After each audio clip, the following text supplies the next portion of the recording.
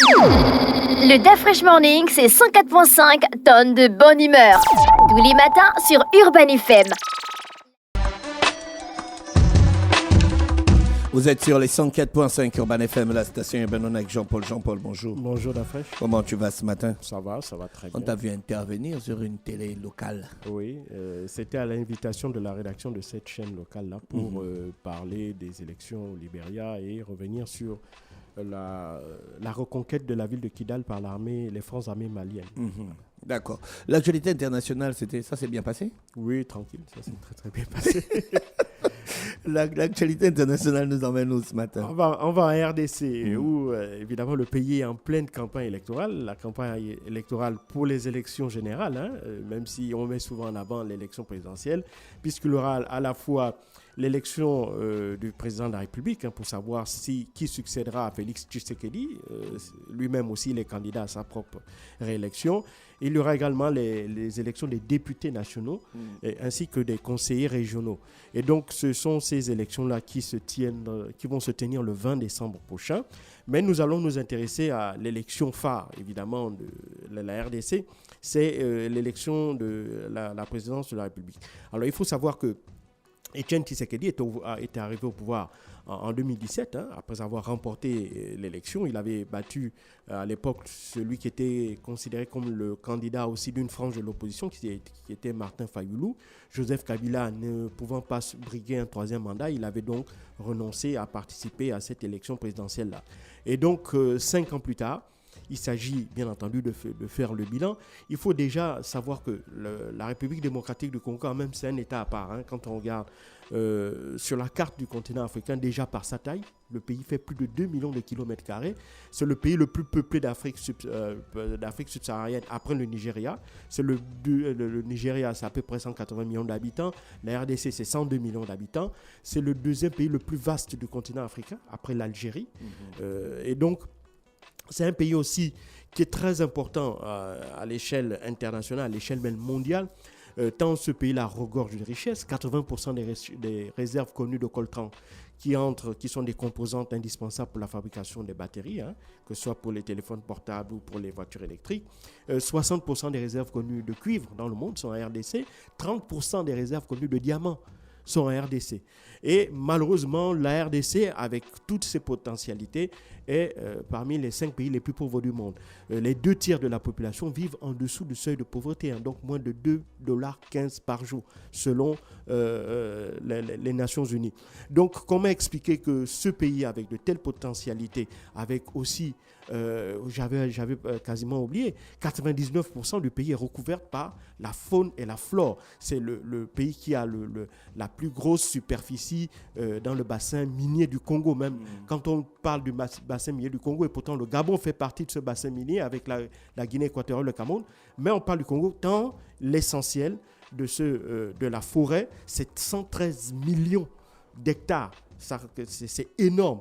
Et donc, malgré toutes ces potentialités-là, cette faune et cette biodiversité-là, ces richesses minières, toutes ces ressources-là, le bois aussi, avec toute une multiplicité d'essences. Comment comprendre aussi, avec une telle population, 102 millions d'habitants, plus de la moitié de la population congolaise a moins de 25 ans. Donc, c'est une population jeune. Donc, comment comprendre que le pays, qui a toutes les potentialités, ne s'en sorte pas et reste encore au bas de l'échelle mondiale du développement? Alors, bien entendu, la première raison, c'est l'instabilité politique. Il faut savoir que le pays a traversé de multiples guerres depuis son accession à l'indépendance le 30 juin 1960. Déjà, il ne faut pas l'oublier, dès le début de la création de l'État du Congo, un mois après, en juillet 1960, allez hop, éclatent les premiers conflits. Et donc depuis, à part une petite période de stabilité entre 1965 et 1997, période dans laquelle le pays même s'appelait Zaïre, sous Mobutu Sese Seko, et depuis 1997, le pays fait proie à des vagues d'insécurité, notamment dans la région de l'Est, où évidemment il y a des combats à la fois pour l'accès aux matières premières, à la fois des combats avec des groupes armés donc qui exploitent de manière illégale ces ressources, groupes armés qui créent des tensions avec les pays voisins, principalement le Rwanda. Donc par exemple le groupe M23 qui est accusé par Kinshasa d'être soutenu par Kigali. Donc, autant de situations qui font qu'aujourd'hui, le pays a du mal à s'en sortir. Et donc, en dépit des bonnes volontés, il faut savoir que Félix Tshisekedi, lorsqu'il est arrivé au pouvoir, il avait lancé un vaste programme ambitieux de construction d'infrastructures, d'écoles. Il avait même instauré l'école gratuite en RDC, dans un pays où l'instruction n'est pas facile, n'est pas accessible à toutes les couches de la population, notamment les plus défavorisées. Et donc, son programme a quand même eu ce programme ambitieux d'infrastructures et de gratuité de la scolarité n'a pas eu les effets escomptés. Et donc, aujourd'hui, si tu veux, les résultats sont assez mitigés. Et donc, il faut savoir que face à Félix Tshisekedi, il aura 27 candidats.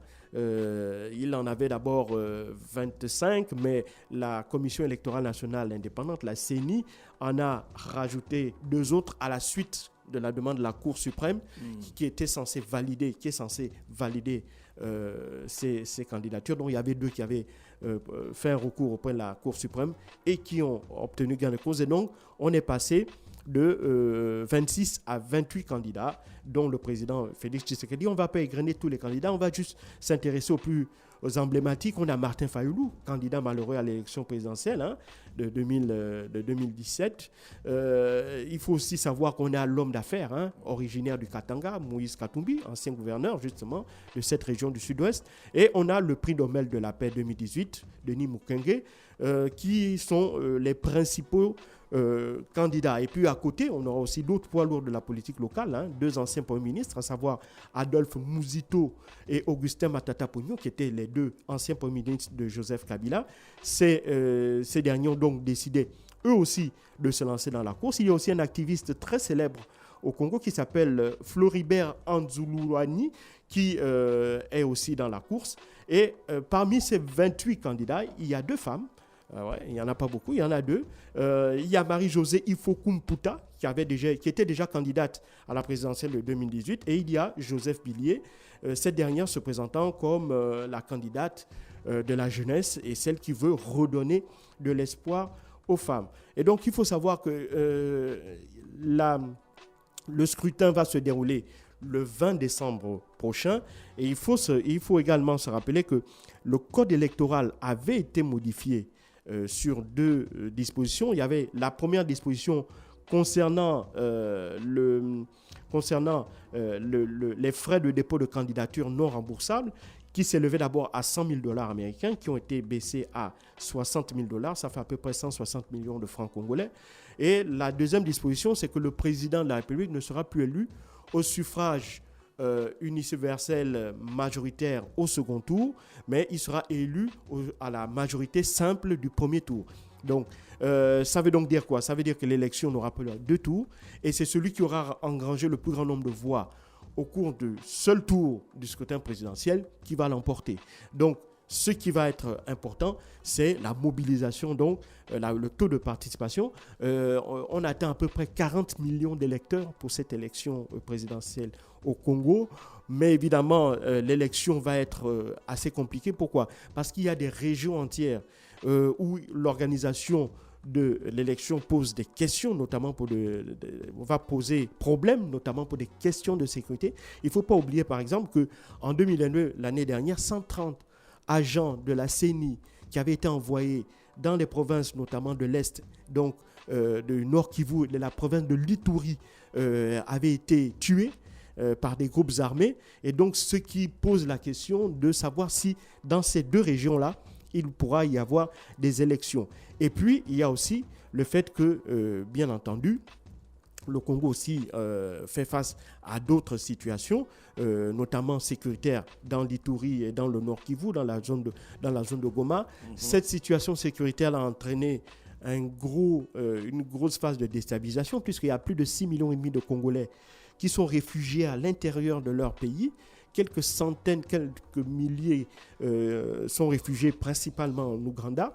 Et donc tout ça aussi fait qu'on se demande comment est-ce que, surtout ceux qui sont à l'étranger, les réfugiés qui sont à l'extérieur vont pouvoir voter. Et ce sont toutes ces interrogations-là qui font que certains candidats à cette élection présidentielle ont demandé à Denis Kadima, qui est le président de la CENI, de leur apporter un peu plus de garanties quant à déjà la bonne tenue du scrutin sur l'ensemble du territoire congolais, et ça, ce n'est pas du tout évident.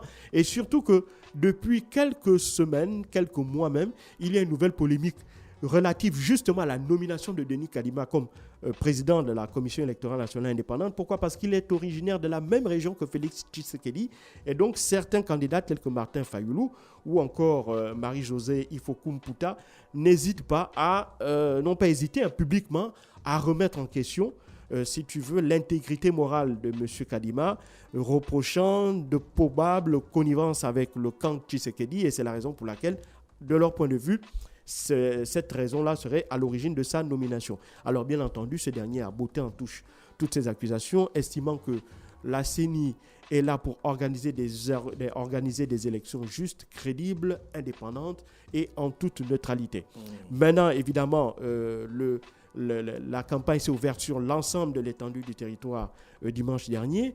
Le président sortant, candidat à sa réélection, Félix Tshisekedi, a ouvert sa campagne, évidemment, au Stade des Martyrs, devant 80 000 supporters qui étaient venus leur apporter leur soutien.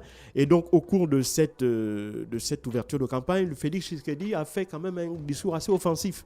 Il a été à l'attaque envers un certain nombre d'opposants, les qualifiant de semeurs de la division et de vendeurs d'illusions.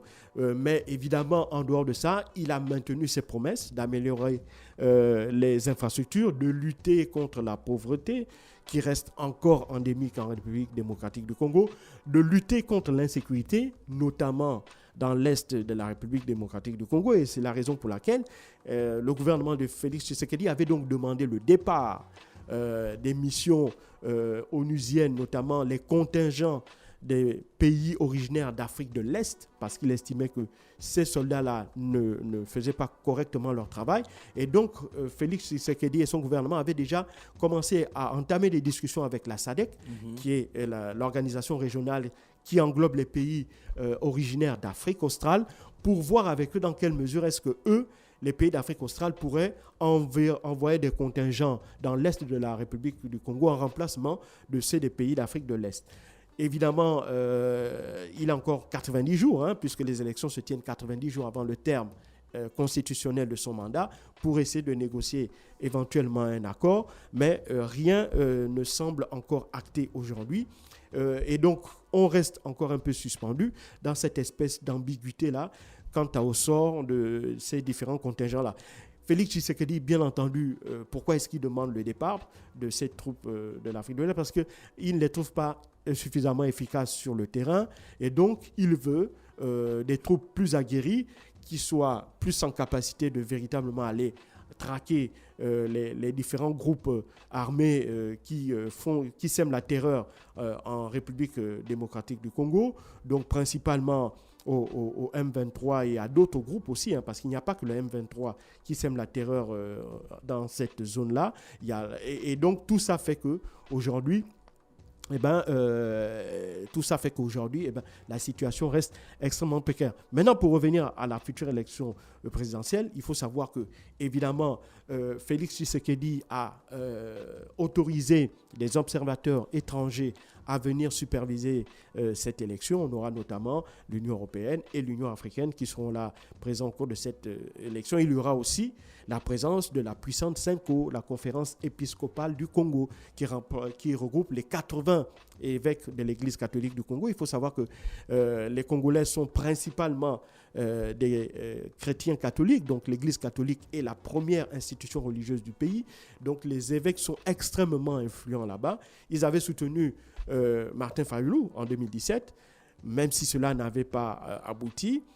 Aujourd'hui, ils sont un peu dans une position de neutralité. Ils n'ont soutenu aucun candidat. Mais cette fois-ci, par contre, ils veulent être très regardants sur la tenue du scrutin et s'assurer que tout se fasse dans les bonnes conditions, sans aucun dysfonctionnement, et surtout que tout se passe dans la légalité et que les élections soient les plus transparentes et les plus démocratiques possibles. Merci Jean-Paul qui revenait sur les élections présidentielles du côté de la RDC ce matin sur l'actualité internationale dans le Da Fresh Morning. Restez connectés, on se retrouve juste derrière. Le Da Fresh Morning, c'est 104.5 tonnes de bonne humeur. Tous les matins sur Urban FM.